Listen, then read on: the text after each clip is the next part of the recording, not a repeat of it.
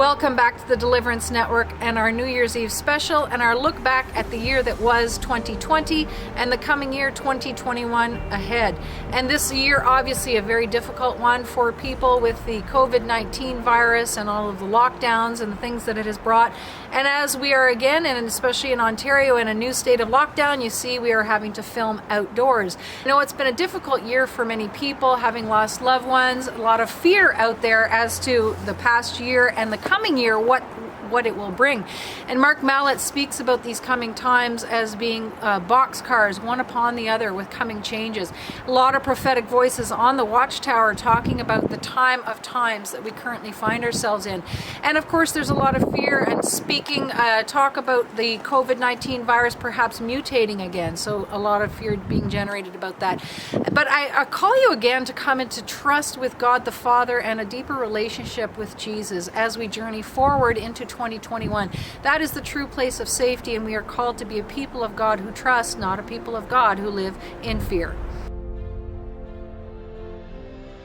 Well, this dream experience ties very much into the spiritual battle, and in this experience God showed me in detail some inside glimpses of how these demons look and how they act and the impact that they have on us, though we only feel the ramifications here in the physical world.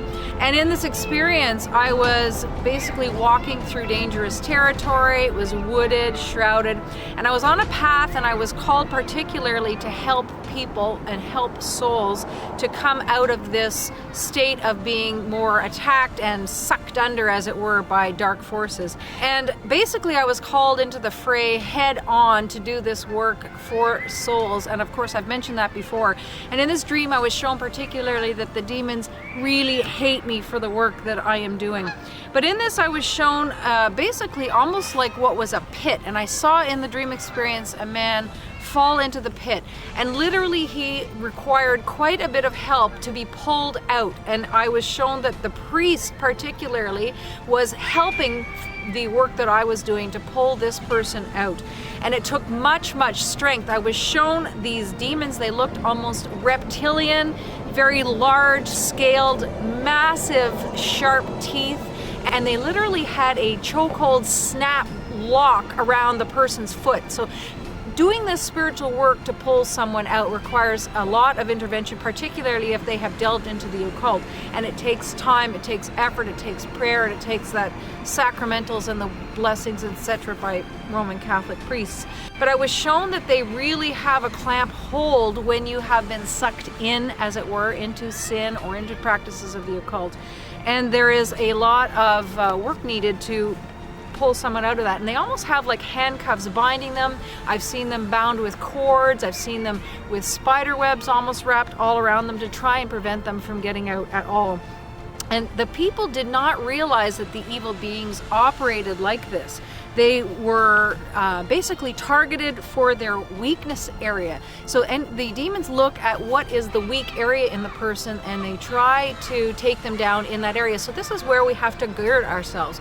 We have to gird ourselves and discover what our weaknesses are and strive to overcome them with the help of counselors, with the help of priests, with the help of prayer, and with the attendance to your spiritual inner life, as it were. So going to church, reading the Bible, and receiving the Eucharist, the use of sacramentals. There are a lot of very powerful things in our time to help us with this spiritual walk, and particularly our guardian angels and Mary's intervention.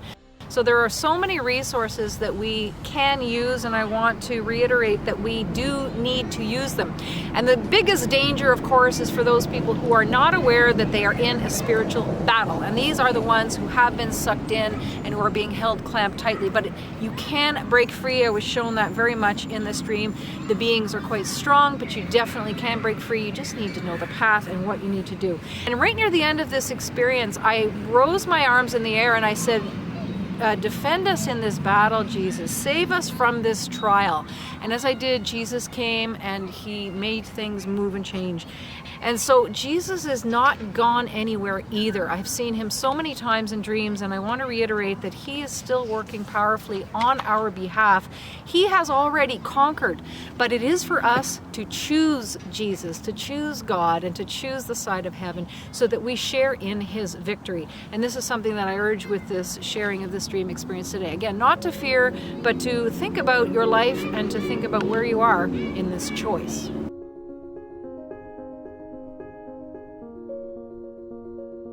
In this dream experience, I experienced quite an overwhelming deluge of power from God the Father. I was literally bombarded constantly in this dream by powerful, heavy grace from heaven. And I found myself literally in the dream lying as if I had my arms spread out on a cross. And I was imparted knowledge in this dream experience that God was calling me forth to become a witness for him. And here I am many years later. This was 2007.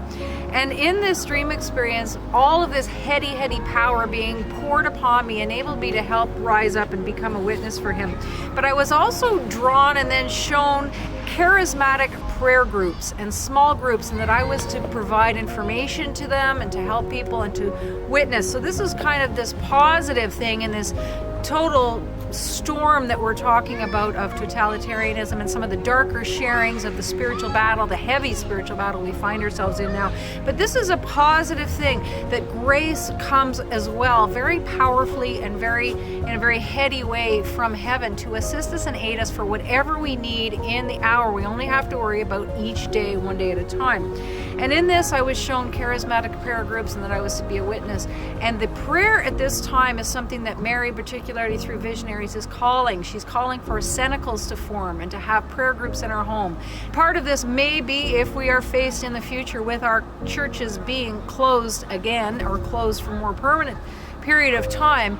The prayer is still to rise from our hearts, to rise from our homes, and for us to form prayer cenacles and groups with our family, with our friends. Right now, a lot of them, of course, are happening online with Zoom and other methods. And it is very important that we do not for a moment stop or discontinue prayer. This is going to be key in the times coming forward.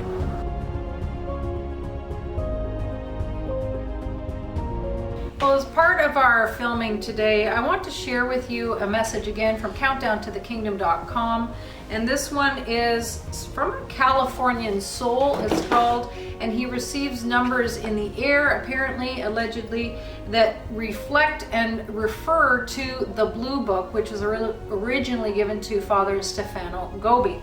And this message has to do with number 113 from the Blue Book. And this is a message from Mary, particularly to her beloved priest sons, but it does have information in it that's very fitting for our hour. And then what Mary is saying in here is, she says, "Be ever more docile, allow yourselves to be led by me with complete confidence. In the darkness of the hour of trial for the church, you are called to walk by me, to walk in the light. The light shines forth from my immaculate heart to come to envelop you in your path. Stand firm. Never again must you doubt. Your road is safe because it has been marked out for you by your heavenly mother. How much my mother's heart is mistrust, which is taking more and more hold of the souls of so many of my priest sons. Why do you doubt? Of what are you afraid? Jesus redeemed you from the evil one at the very hour of his triumph. This is the hour of Satan and of the power of darkness." And that's what I've been speaking about in this special. "My son Jesus gave you life forever at the very hour when he was slain on the cross. At the moment of his death, he set you all free from death. My church, of which I am the mother, lives again the life of Christ and is now called to tread the same path he trod. Of what then are you afraid? Or of a world that has hurled itself with violent hatred against you? Of Satan, who has succeeded in making his way into the heart of the church and of reaping his victims from among its very pastors? Or of the error which menaces it? Or the sin which darkens it more and more? Or the infidelity which floods it? This, my beloved sons," and again she's speaking to her priest sons, Is for my church still the hour of Satan and of the power of darkness? It will also be immolated like Christ on the cross and be called to die for the salvation of the world. And since this is the hour of your purification, it is above all the hour of your suffering. Could it be perhaps this that you fear? But what if the Father has called you one by one from all eternity for this hour? And what if your Heavenly Mother has long since chosen you and prepared for you this hour? And this is key, this next part of the message that she leaves with us. She says, live then in serenity of spirit and without fear, even in the midst of the anxieties and threats of your time. And so I say again, do not always be peering into the future to see what is going to happen. Live only the present moment with trust and complete abandonment in this heart of mine. And that is definitely what we are called to do, is to live that present moment and to keep ourselves close to Mary, close to Jesus. And we will be prepared every day for whatever the hour brings. Well, thank you for being with us for our New Year's Eve Deliverance Network special. I'm hoping that this special brings you inspiration and a little bit of encouragement in difficult times as we close out the year that has been 2020. And I ask that you journey forward into 2021 no matter what events come forward in the time of times we find ourselves in, that you go forward in trust with God the Father, and that you not go forward in fear. None of the information we share at the Deliverance Network is meant to inspire fear. It is meant to share the things God has given, but also to help you to know that we are in a spiritual journey here with our lives, and that we are to become stronger in our faith and in our relationship with Jesus, no matter what the circumstances bring.